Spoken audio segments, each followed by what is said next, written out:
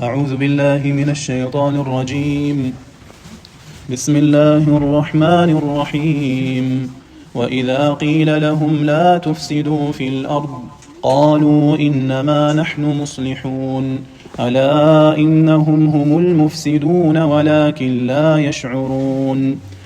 And when it is said to them, do not cause corruption on the earth, they say, we are but reformers. Unquestionably, it is they who are the corrupters, but they perceive not. Surah Al Baqarah, ayah number 11 and 12. We'll try to do both of the ayats, even though there are quite a lot of few things in here. But just to link it up with the previous ayats that we have done, or the last ayah, in there Allah subhanahu wa ta'ala informs us one of their issue, one of their illness, is that they have illness in their heart. And in here Allah tells us from those illnesses one of the angle of it, that these are those people who call fasad islah. They call corruption reform. So this is one of their traits that is happening in ayah number 11. And so what is this fasad that have been mentioned according to these criminals at the time? So we said this is when Rasul sallallahu alaihi wasallam migrated to Medina. This is where the munafiqun started. So what is happening in the background is these people who saw the Muslim, that they had grabbed their swords and they were waging war on the Meccans. So these people, they came about with these thoughts and these ideas that these people are somehow corruptors and they're causing problem in the land. And we are those people who want Islah and who wants people to come together and so on. So this is their idea basically. And there is lots of details with that. So what they are basically saying, what is better? Is fighting better or peace? Should we not negotiate? Should we not come on the same table? Should we not have a balanced approach and so on?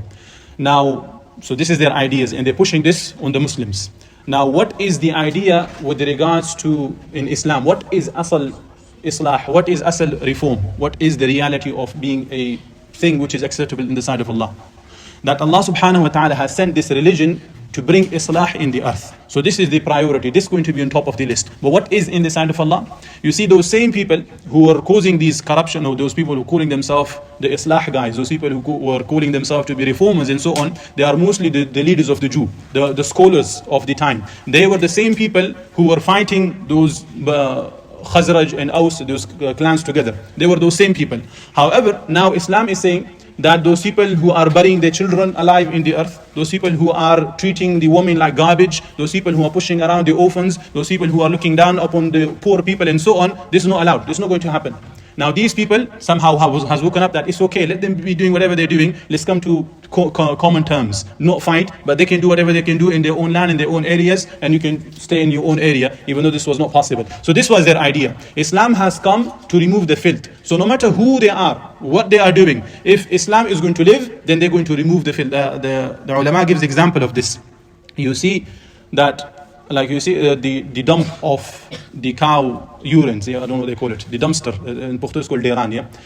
This was already there. Islam came to remove this deran from that area. Normally when there is this dumpster of the filth, it does not have any smell. But as soon as you start removing it, the smell of it spreads in the entire village or in the entire area. So same thing Islam does. It came and was removing this filth. And those people who had their own interests that were getting harmed by it, this is where they woke up and they start propagating a false agenda, like false propagation. That's currently happening in the media that we see. So same false propaganda was happening. So Allah subhanahu wa ta'ala says in the next ayah, أَلَا إِنَّهُمْ هُمُ الْمُفْسِدُونَ وَلَكِنْ لَا يَشْعُرُونَ. That these are the actual corruptors, but they do not perceive it. Allah subhanahu wa ta'ala is basically exposing these people. By their tongue, they are saying peace, peace, peace, but in reality, inside them is immorality. Or let's understand it in our current situation.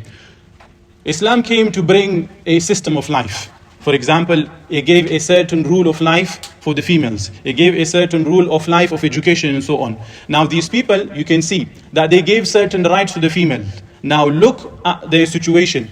They are saying the rights of the female, the rights of women, but they are persecuted. They are being used like a product. They are used, they are misused. They are also doing the female work, and they have to show that they are somehow male as well. So they're doing double job instead of a single one. Look at the education system. Instead of giving education, making people understand better, they are showing and teaching filth and so on. So same thing has happened. They're calling something good, but in reality, internally, it's full of filth. And like there was recently a Me Too situation that happened. Yeah, that these female were coming out and they're saying me too and me too and me too and so on. And there was a principle of Islam that a male and female shouldn't be working alone in non-Sharia compliant area. Yeah, female are not allowed in that fashion. The same thing happened that people, you could see their reaction, that they were saying that we're not going to work with females if they are alone, there have to be cameras, there have to be other people around and so on, because of this Me Too campaign that happened. Similarly, the other day we gave example of this transgender issue, that the sports had to ban those things, that this is not allowed, it does not make sense, like the cricket situation, that whoever if a male said that they're female now, they're not going to be acceptable, they banned that. So same thing, Allah came with a system of life and it was perfect, but these people came with their own ideologies, their own ideas and so on, and they want to push it on people's throat. So Allah subhanahu wa ta'ala is removing that. This is not acceptable. So when this is happening, they are saying that we're only bringing peace and unity, but Allah subhanahu wa ta'ala is saying no, this is not peace and unity, this is actual corruption. Like look at the corruption that is happening in these lands that we're currently living. They destroyed the family values. So now look at these youngsters, they are traumatized. They don't know who their father is basically.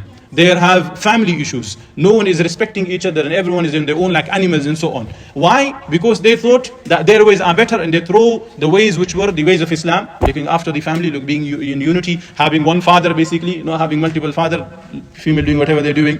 I don't have to go too explicit, but you understand the situation. So if those values are not kept, if the ways of Islam are not kept, this is going to be the situation. This is the actual corruption that Allah subhanahu wa ta'ala is saying. And whoever is calling to any other way than Islam, any other way than the way that Rasul came in, then the Quran came in, Allah subhanahu wa ta'ala says, أَلَا إِنَّهُمْ هُمُ الْمُفْسِدُونَ وَلَكِنْ لَا يَشْعُرُونَ. There is so much details in these few ayats, but I had to skip many things. Like for example, in the emphasis that Allah gives in here, that how, like do not be deceived by their cunning ways. Like we mentioned the situation of munafiqun, that they come, وَإِذَا رَأَيْتَهُمْ تُعْجِبُكَ أَجْسَامُهُمْ وَيَقُولُ تَسْمَعَ لِقَوْلِهِمْ. That telling Rasul that these people are so cunning, they are so good with their speech that if they come to you, it will attract you. You would like to listen to them. That's how amazing and soft they are, and the propaganda machines that they have. It is amazing. So Allah subhanahu wa ta'ala is putting so many emphasis. Number one, Allah, this is for tawqid, this is for emphasis. Innahum, it is another emphasis. Humul, there's like two, hum has come. Yeah, two pronouns have come to further emphasis. Alif lam mi, alif lam on al-mufsidun, and so on. There are so like 5 different emphases. So if you were to put it in English, there'll be like 5 different exclamation marks on these. That indeed, verily, these people are corruptors. Do not follow them. Do not be deceived by them. Meaning, do not feel sorry for your religion. Do not feel like you have some sort of second-hand stuff. What you have is perfect. What you have is the best. Whoever follow it, they will be the one who will come out from this filth, these darknesses, and whoever throws it away, they will be in the pit of darknesses. Like take the situation of the Sahaba. Who were they? They were those people who people mocked them. These certain movies at the time, they played around with them like toys. Yeah, they were making them fight each other and so on. Like this was the situation. But when Quran came in, they held on to it. They implemented it in their lives and they pushed it on to other people. They bought haqq, they bought the light of Quran in their lives. So what happened? They were the same people who no one gave them any credit. No one wanted to even rule over them. That's how weak they were in that area. But they were the same people who rule over the world. Now look at our situation. We are the same people who look and think that other people's ways are better.